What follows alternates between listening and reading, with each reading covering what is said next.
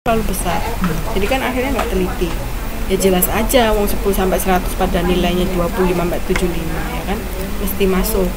Jadi tergantung dari kita juga menentukan tingkat kepercayaannya. Jadi seperti itu. Jadi jangan berpikir kalau semakin besar semakin bagus, padahal akhirnya nggak teliti. Seperti contoh ini loh, apa itu poliklinik semakin banyak pasiennya malah semakin nggak teliti, itu pasti. Kan akhirnya kan udah banyak, akhirnya kualitasnya bisa turun ya. Kayak gitu. Nah, biasanya itu nanti ada alfa, daerah penolakan. Misalnya kalau 90% berarti alfanya berapa? 10%. Nah, 1 minus untuk tingkat interval interval kepercayaan ini itu 1 min alfa, berarti kan 90%. Kalau diketahui 90% berarti alfanya ya 1 min 90%, berarti kan 100% dikurangi 90%, 5%, 0,05. Oh gitu ya. 1 minus kan berarti totalnya itu 100. Ya kan, karena kesalahannya kita kasih yang 5%, berarti yang kita berharap nanti 95% itu benar. Nah, untuk yang di sini itu pengertiannya, misalnya ada 100 percobaan, berarti kita hanya memberikan 5 kesalahan. Ada di paragraf kedua, halaman 6.8 ini. Ya kan? Dari 100 dikurangi 95. Pengertiannya itu memberikan toleransi untuk melakukan kesalahan sebanyak 5 kali dalam 100 kali percobaan. Kalau yang 5%.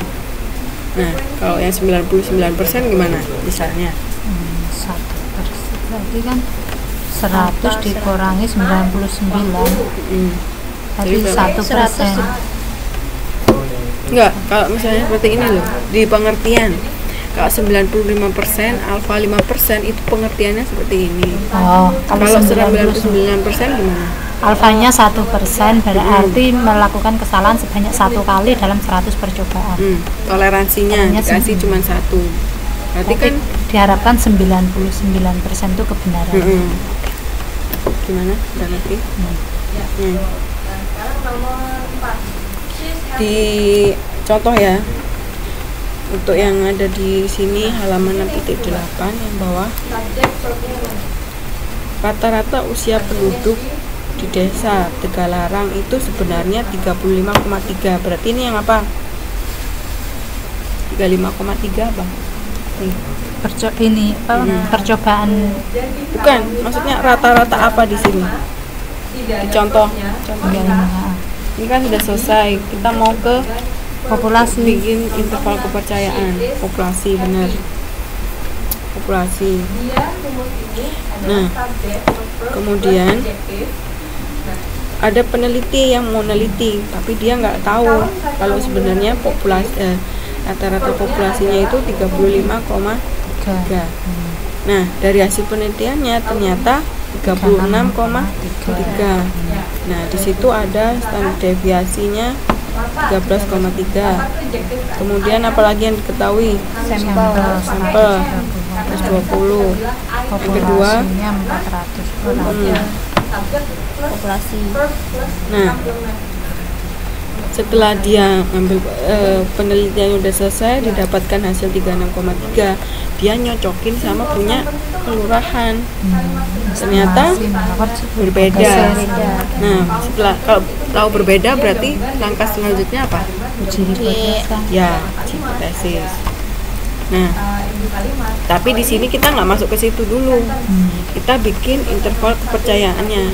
Bener nggak sih si 36,3 ini nanti masuk di situ, masuk nilainya di situ. Nah, rumusnya itu pakai yang di halaman 6.9. Ini bacanya Plus minus kurang lebih. minus kurang lebih.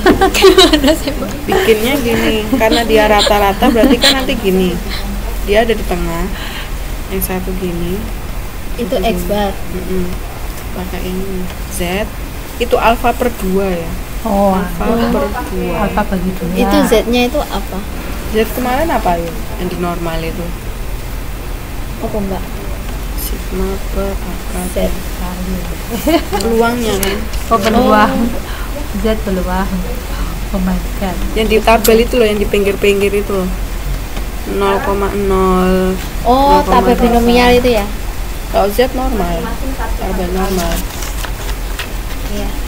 Kalau binomial kan butuh berapa apa kemarin? N, butuh P, butuh X.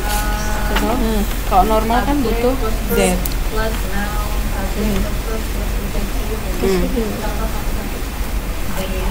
Oh, ini Z. Ini min Z alfa per 2 sigma per Kn. Ya. Gimana itu? Ini ya? Yang ini ya? Nulisnya itu sebenarnya seperti ini. Plus minus berarti kan ada yang di sebelah kanan dan sebelah kiri. Jadi nanti si X barnya itu ada di tengah. Itu kan interval. Mulainya mana? Ini sampai sini. Ini Z. Yes, Z alfa per alfa per 2. 2.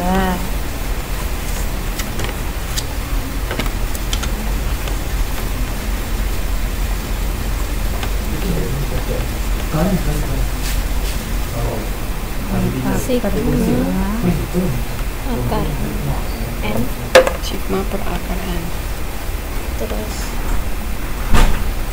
X bar.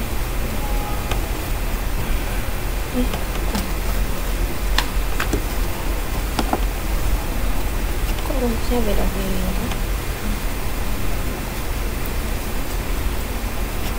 Oh, sama ya.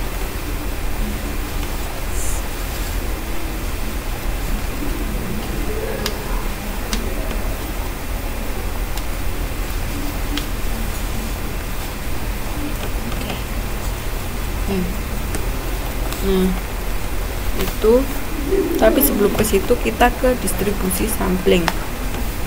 Sebelum ngerjain yang interval kepercayaan atau confidence interval. Nah, distribusi sampling itu adalah sejumlah nilai yang didapatkan dari hasil sejumlah pengamatan yang menggambarkan penyebaran dan pemusatan data di tingkat populasi yang cenderung membentuk kurva normal. Kurva normal kemarin kayak apa? Masih ingat? Bentuknya kayak lonceng.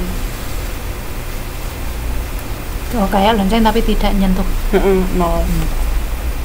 Kemudian, nah, distribusi standar deviasi, distribusi sampling standar deviasi itu nanti disebut standard error. Itu yang sigma per akar N. Apabila jumlah sampel semakin besar maka standar error makin kecil. Benar nggak? apabila jumlah semakin besar maka standar errornya makin kecil. Taunya dari mana ya? Apabila jumlah sampel semakin besar maka standar error makin kecil. Coba dilihat di rumusnya halaman 6.9 sigma X bar. Di situ kan rumusnya sigma per N per akar N. Taunya dari mana? Jumlah nanti sampel. Kalau nanti standar errornya itu nanti akan semakin kecil ketika jumlah sampelnya semakin besar. Kalau dilihat dari rumus, taunya dari mana? Standar deviasi di tingkat populasi. Bukan, kalau dari rumus ini ya, yang sigma per akar N itu bisa disimpulkan seperti ini. Mana yang sebenarnya yang berpengaruh yang mana? N-nya, ya kan? Jumlah sampel semakin besar karena dia ada di bawah di penyebut. Berarti kan kalau ininya pembaginya besar, berarti kan nanti nilainya semakin kecil. Logikanya kan kayak gitu. Ya. Jadi ada di akar N-nya. Kan dia pembagi, namanya pembagi. Kalau pembaginya semakin besar, maka nilainya kan akan semakin kecil. Ya. Ini kan kuncinya gitu. Terus interval kepercayaannya ya kayak tadi ini nulisnya plus minus itu karena nanti ada sebelah kanan ada yang sebelah kiri. dan X barnya nanti ada di tengah. Contohnya ada nggak?